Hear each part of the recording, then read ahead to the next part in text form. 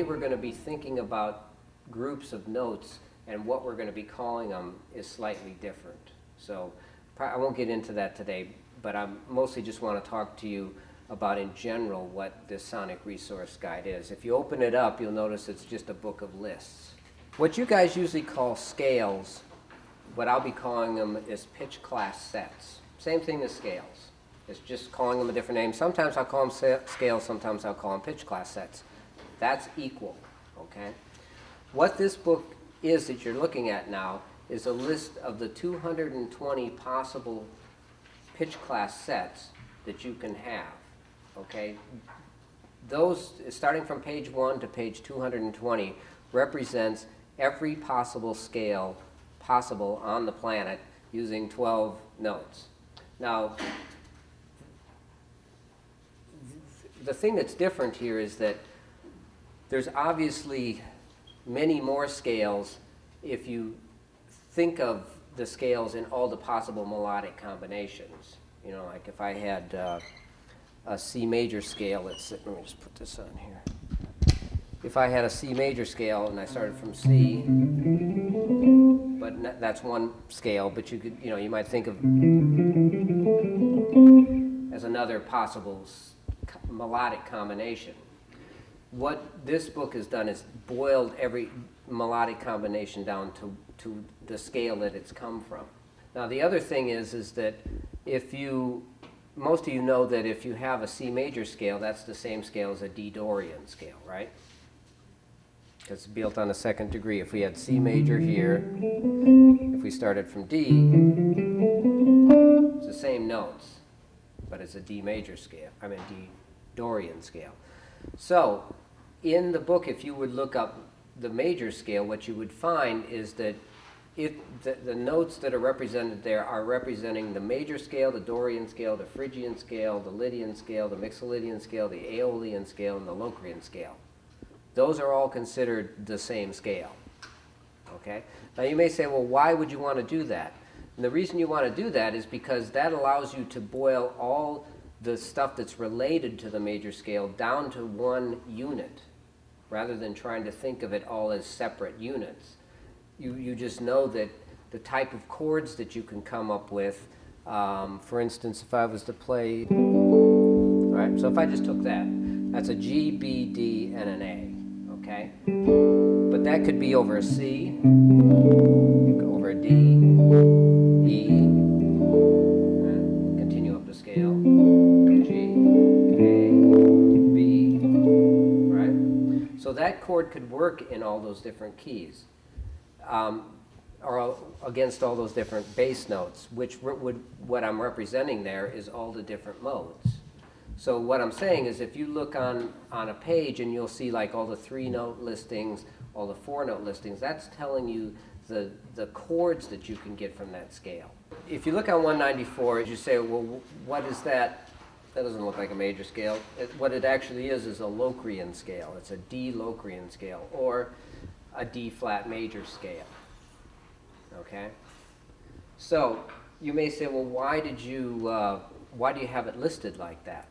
Because what we're trying to do is boil all the scales down into what they call the prime form. The prime form is just finding the smallest interval distances that you can put a group of notes together, okay? Let me give you a couple. Let's just forget about the major scale for a second. I'm just going to give you some examples so that you can see what I'm talking about. Let's say I had a C, an F, and a B flat. Okay? So if I'm playing that, there's a way that if I counted the intervals, it would be up 5 half steps, and then if we thought of it from the first note, so that C up to F is going to be 5 half steps. C up to B flat would be 10 half steps. So if we thought of the C as 0, we have 0, 5, 10. Does that make sense? I'm just counting up intervals, you know, half steps. That make sense? But would there be a way that we could put those 3 notes together so we'd have a smaller number? And the answer is yes. Why don't we go B flat, C, F? Then we'd have, think of B flat as O, B B flat up to C is 2, right? Up 2 half steps to get from B flat to C. And B flat up to F is 7. So it's an O27. So now let me give you another example. If we had C, B flat, and F like this, then we'd have 0, 10, 12, 13, 14, 15, 16, 17, right? But we know that that could also boil down to B flat, C, and F, which is O27. So what it allows you to do is to have all these different combinations. You could think of them as all kinds of different types of chord voicings and be able to boil them down into one small little unit. And what's cool about that is then you can start looking at this book and saying, okay, Bruce says that this list of 3-note chords will work over this scale. Well, that tells you that this, for instance, let's say this O27, I'll take an O27 right here. That's C, D, and I'm playing G down there. But if this would all work on all the modes of C major. So this could work over C chord, a D chord, E chord, F, G, A, B, C. So what's cool about that is you're able to take this little unit and look in the book and say, oh, well, this little unit's going to work over all these different chords. Finding the prime form can be a total pain in the ass unless you have what I've put in the back of this book. Go to page 389. Look down the second column to where you see O24579E, and E is for 11.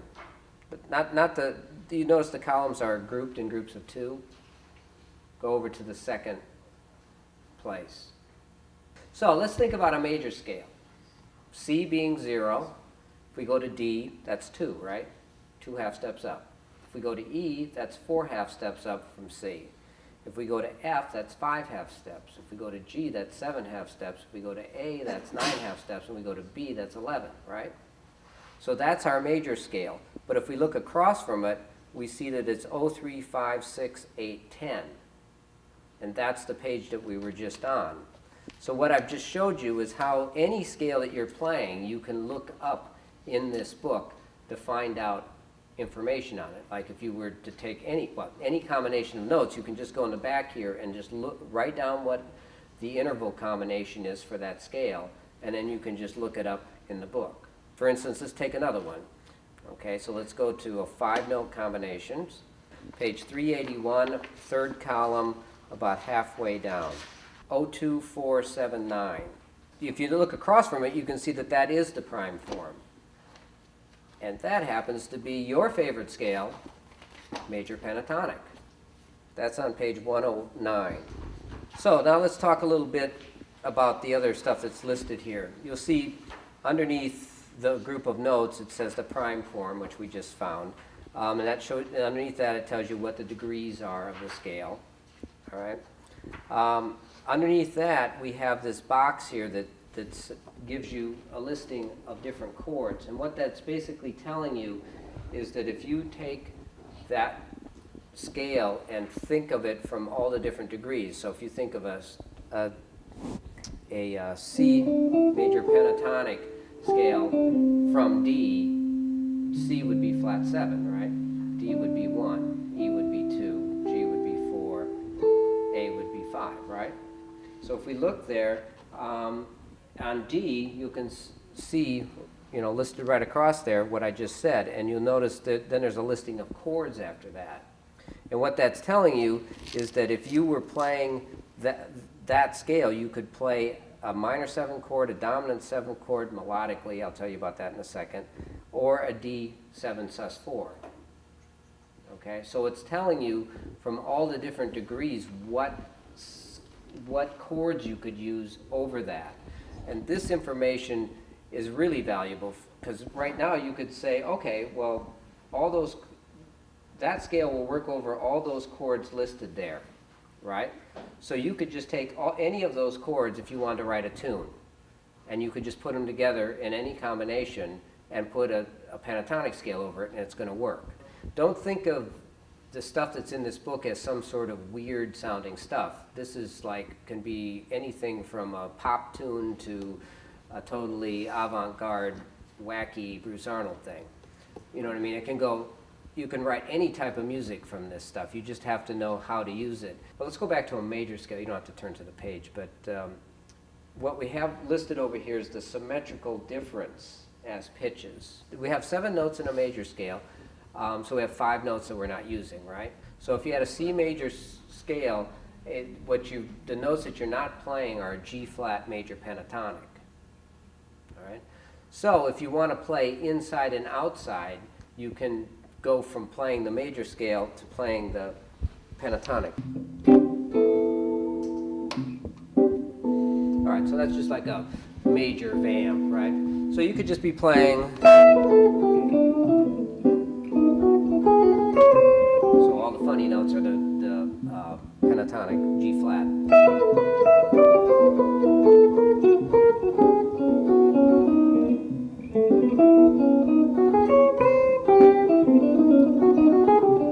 Common thing you'll hear is people going like, that kind of stuff where they're sequencing it. So I'm going C, G flat, C, G flat, but I'm only using 4 notes right now. All right, so that's an example of how you can hear use this symmetrical difference to start learning how to play in and out of the key. And if you looked at the major pentatonic, what do you think we'd find for the 7 notes that are out? Major scale, all right? Because it's going to be just the opposite. So if you were playing with a pentatonic scale, you could go a tritone away and play the major scale. So you're going to get, but there's going to be more notes that would be in, because obviously if you were playing on like a C major chord and you were playing a C major pentatonic, you're going to end up with maybe like a B or something, you know, it's going to be in that G flat.